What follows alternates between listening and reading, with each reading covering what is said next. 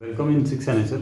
आज का वीडियो कक्षा 12 की पुस्तक समकालीन विश्व राजनीति, इसके चैप्टर 1 शीत युद्ध का दौर, इसका अध्ययन करेंगे, जिसमें हम देखेंगे कि कैसे अमेरिका और रूस दोनों ने पूरी दुनिया को दो खेमों में बांट दिया था और पूरी दुनिया में जो युद्ध है उसका संकट बना हुआ था। लेकिन अच्छा रहा कि युद्ध नहीं हुआ। तो इस चैप्टर की शुरुआत करते हैं हम। शीत युद्ध का दौर। इस अध्याय में विश्व राजनीति की शुरुआत वो होती है, वो शीत युद्ध समाप्त होता है तब से होती है। शीत युद्ध क्या है और ये दो महाशक्तियों संयुक्त राज्य अमेरिका और सोवियत संघ का वर्चस्व शीत युद्ध के केंद्र में था और पूरी दुनिया को दो भागों में बांट दिया गया था इस शीत युद्ध ने। और शीत युद्ध में युद्ध हुआ नहीं, लेकिन एक विचारधारा की लड़ाई है वो चलती रही और इसके साथ साथ गुटनिरपेक्ष देशों द्वारा एक नई अंतर्राष्ट्रीय आर्थिक व्यवस्था है वो उसको स्थापित करने का प्रयास किया गया। इस अध्याय में यह बताते हुए की गई है कि इस तरह नए जो राष्ट्र हैं जो किसी भी गुट में शामिल नहीं होना चाहते थे, उन्होंने एक अपना गुटनिरपेक्ष आंदोलन बनाया और उसमें भारत की भूमिका अच्छी रही। इस चैप्टर में क्यूबा का मिसाइल संकट ये हम देखते हैं। ये 1961 की अप्रैल में सोवियत संघ के नेताओं को यह चिंता सता रही थी कि अमेरिका साम्यवादियों द्वारा शासित क्यूबा पर आक्रमण कर देगा। इस देश के राष्ट्रपति फिदेल कास्त्रो का तख्तापलट हो जाएगा। क्यूबा अमेरिका के तट से लगा हुआ था, मतलब अमेरिका के पास था, एक छोटा द्वीपीय देश था। क्यूबा का जुड़ाव सोवियत संघ से था और सोवियत संघ उसे कूटनीतिक तथा वित्तीय सहायता देता था। सोवियत संघ के नेता निकिता खुश्चेव ने क्यूबा को रूस के सैनिक अड्डे के रूप में बदलने का फैसला किया। 1962 में खुश्चेव ने क्यूबा में परमाणु मिसाइलें तैनात कर दी। ये यहाँ महत्वपूर्ण पॉइंट है। इन हथियारों की तैनाती से पहली बार अमेरिका है वो इस प्रकार आ गया कि कहीं भी अमेरिका के आधे एरिया पे और उससे ज़्यादा पे अमेरिका के शहरों पे अटैक हो सकता है। तो इसकी सूचना जब अमेरिका को लगी तो उन्होंने एक कैसे इसको रोकें। अमेरिकी राष्ट्रपति जॉन एफ कैनेडी और उनके सलाहकार ऐसा कुछ भी करने से हिचकिचा रहे थे जिससे दोनों देशों के बीच परमाणु युद्ध हो, लेकिन इस बात को लेकर दृढ़ थे कि क्रुश्चेव क्यूबा से मिसाइलों और परमाणु हथियारों को हटा लें। कैनेडी ने आदेश दिया कि अमेरिकी जंगी बेड़ों को आगे करके क्यूबा की तरफ जाने वाले सोवियत जहाज़ों को रोका जाए। मतलब उनको रोकेंगे ना, तो इस तरह अमेरिका सोवियत संघ को मामले के प्रति अपनी गंभीरता की चेतावनी देना चाहता था कि आपने ऐसा गलत किया है। ऐसी स्थिति में यह लगा कि युद्ध होकर रहेगा, मतलब अमेरिका जब उनको रोकेगा सोवियत जो जहाज़ है उनको, तो इसी को क्यूबा मिसाइल संकट के रूप में जाना गया। इस संघर्ष की आशंका ने पूरी दुनिया को बेचैन कर दिया कि कहीं ये टकराव तो नहीं हो। अंततः दोनों पक्षों ने युद्ध टालने का फैसला किया और दुनिया ने चैन की सांस ली, मतलब युद्ध नहीं हुआ। सोवियत संघ के जहाज़ों ने या तो अपनी गति धीमी कर ली या वापसी का रुख कर लिया। क्यूबा मिसाइल संकट शीत युद्ध का चरम बिंदु था, मतलब बहुत यहाँ ऐसी स्थिति बन गई थी कि लड़ाई हो गई। सोवियत संघ और अमेरिका के साथी देश है, उनमें आपस में प्रतिद्वंदिता, तनाव और संघर्ष की एक श्रृंखला के रूप में ये सारा सिस्टम है वो जारी रहा। सौभाग्य से इन तनाव और संघर्षों ने युद्ध का रूप नहीं लिया, यानी दोनों देशों के बीच कोई ऐसी लड़ाई नहीं हुई। दोनों महाशक्तियों और उनके साथी देश इन युद्धों में संलग्न रहे। क्षेत्र विशेष में कुछ थोड़ी बहुत लड़ाइयाँ है वो होती रही, लेकिन ये मानो कि तीसरा विश्व युद्ध नहीं हुआ।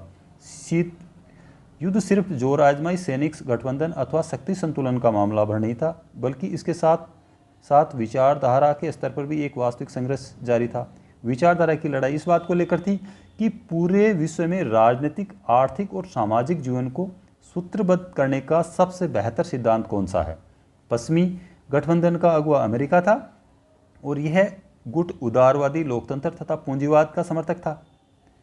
पूर्वी गठबंधन का अगुवा सोवियत संघ था और इस गुट की प्रतिबद्धता समाजवाद तथा साम्यवाद के लिए थी। शीत युद्ध क्या है? दूसरे विश्व युद्ध का अंत समकालीन विश्व राजनीति का एक महत्वपूर्ण पड़ाव सन 1945 में मित्र राष्ट्रों और धुरी राष्ट्रों के बीच जो ये युद्ध हुआ था 1939 से 45 की समाप्ति हो गई थी और मित्र राष्ट्रों की अगुवाई अमेरिका, सोवियत संघ, ब्रिटेन, फ्रांस कर रहे थे। धुरी राष्ट्रों की अगुवाई जर्मनी, इटली और जापान के हाथों में थी। इस युद्ध में विश्व के लगभग सभी ताकतवर देश शामिल थे।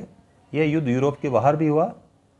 इसका विस्तार दक्षिण पूर्वी एशिया, चीन, बर्मा तथा भारत के पूर्वोत्तर के कुछ हिस्सों तक था। इस युद्ध में बड़े पैमाने पर जनहानि हुई और धनहानि भी हुई। 1914 से 18 के बीच हुए पहले विश्व युद्ध की तुलना में इसमें ज़्यादा नुकसान हुआ था और ये अगस्त 1945 में अमेरिका ने जापान के 2 शहरों हिरोशिमा और नागासाकी पर परमाणु बम गिराए और जापान को घुटने टेकने पड़े।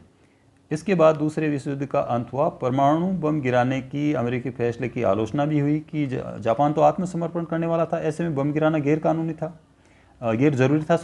इन आलोचकों का मानना है कि अमेरिका की इस कार्रवाई का लक्ष्य सोवियत संघ तथा एशिया तथा अन्य जगहों पर सैन्य और राजनीतिक लाभ उठाने से रोकना था। तो यहाँ ये बात स्टार्ट हो जाती है। वह सोवियत संघ के सामने यह भी जाहिर करना चाहता था कि अमेरिका ही सबसे बड़ी ताकत है। अमेरिका के समर्थकों का तर्क था कि युद्ध को जल्दी से जल्दी समाप्त करने तथा अमेरिका और साथी राष्ट्रों की आगे की जनहानि को रोकने के लिए परमाणु बम गिराना जरूरी था। विश्व युद्ध की समाप्ति के कारण कुछ भी हो, लेकिन इसका परिणाम यही हुआ कि विश्व राजनीतिक मंच पर 2 महाशक्तियों का उदय हो गया। जर्मनी, जापान हार चुके थे, यूरोप की तथा शेष विश्व विध्वंस की मार झेल रहे थे। अब अमेरिका और सोवियत संघ विश्व की सबसे बड़ी शक्ति बन गए थे। इनके पास इतनी क्षमता थी, ये इतने परमाणु शक्ति संपन्न थे कि ये एक दूसरे के बराबर थे, लेकिन एक दूसरे से ऊपर बनने की मुकाबला करने की इनमें होड़ चल रही थी और यही शीत युद्ध का कारण बना कि मैं सबसे ज़्यादा पावरफुल। शीत युद्ध शुरू होने के पीछे यह समझ भी काम कर रही थी कि परमाणु बम से होने वाले विध्वंस की मार झेलना किसी भी राष्ट्र के बूते की बात नहीं है। अगर परमाणु बम से हमला हो गया ना तो कोई भी राष्ट्र बच नहीं सकता। ये एक सीधा साधा लेकिन असरदार तर्क था। जब दोनों महाशक्तियों के पास इतनी परमाणु क्षमता के हथियार हों तो वे एक दूसरे को ऐसा नहीं क्षति पहुंचा सकते, मतलब बहुत ज़्यादा। ऐसे में दोनों के बीच रक्त रंजित युद्ध होने की संभावना कम रह जाती है, मतलब वे वैसे आपस में आमने सामने नहीं लड़ते हैं। उकसावे के बावजूद कोई भी पक्ष युद्ध का जोखिम मोल लेना नहीं चाहेगा, क्योंकि युद्ध से राजनीतिक फायदा चाहे किसी को भी हो, लेकिन इससे होने वाले विध्वंस को औचित्यपूर्ण नहीं ठहराया जाएगा। मतलब जो नुकसान होगा वो ठीक नहीं होगा। परमाणु युद्ध की सूरत में दोनों पक्षों को इतना नुकसान उठाना पड़ेगा कि ये हम अनुमान भी नहीं लगा सकते। अगर कोई अपने शत्रु पर आक्रमण करके उसके परमाणु हथियारों को नाकाम करने की कोशिश करता है, तब भी दूसरे देश के पास उसको बर्बाद करने लायक हथियार बच जाते हैं, मतलब कहीं ना कहीं वो सेफ जो रखता है। इससे अपरोध, रोक और संतुलन का तर्क कहा गया है। दोनों ही पक्षों के पास एक दूसरे के मुकाबले और परस्पर नुकसान पहुंचाने की इतनी क्षमता होती है कि कोई भी पक्ष युद्ध का खतरा नहीं उठाना चाहता है, बराबर होते हैं। इस तरह महाशक्तियों के बीच ये प्रतिद्वंदता चलती रही और इसी वजह से हम ये कहें कि जो शीत युद्ध है वो रक्त रंजित युद्ध का रूप नहीं ले सका। इसकी तासीर ठंडी रही। पारस्परिक अपरोध की स्थिति ने युद्ध नहीं होने दिया, लेकिन यह स्थिति पारस्परिक प्रतिद्वंदिता को न रोक सकी, मतलब इनमें आपस में ये सब कुछ होता रहा। शीत युद्ध की प्रमुख सैन्य विशेषताओं पर हम ध्यान दें। दोनों महाशक्तियाँ और उनके अपने अपने गुट थे। इन परस्पर प्रतिद्वंदी गुटों में शामिल देशों से अपेक्षा थी कि वे तर्कसंगत और जिम्मेदारी भरा व्यवहार करेंगे। इन देशों को एक विशेष अर्थ में तर्कसंगत और जिम्मेदारी भरा बर्ताव करना था। परस्पर विरोधी गुटों में शामिल देशों को समझना था कि आपसी युद्ध में जोखिम है, क्योंकि संभव है कि इसकी वजह से 2 महाशक्तियों के बीच युद्ध ठन जाए। जब 2 महाशक्तियों और उनकी अगुवाई वाले गुटों के बीच पारस्परिक अपरोध का संबंध हो तो युद्ध लड़ना दोनों के लिए विध्वंसक साबित होगा। इस संदर्भ में जिम्मेदारी का मतलब था संयम से काम लेना और तीसरे विश्व युद्ध के जोखिम से बचना। शीत युद्ध ने समूची मनुष्य जाति पर मंडराते खतरे को जैसे तैसे संभाल लिया। आज के लिए इतना ही। Thank you. अगर आपको वीडियो अच्छा लगे तो इसको लाइक करें, शेयर करें, और भी वीडियोस आपको मिलते रहेंगे। धन्यवाद।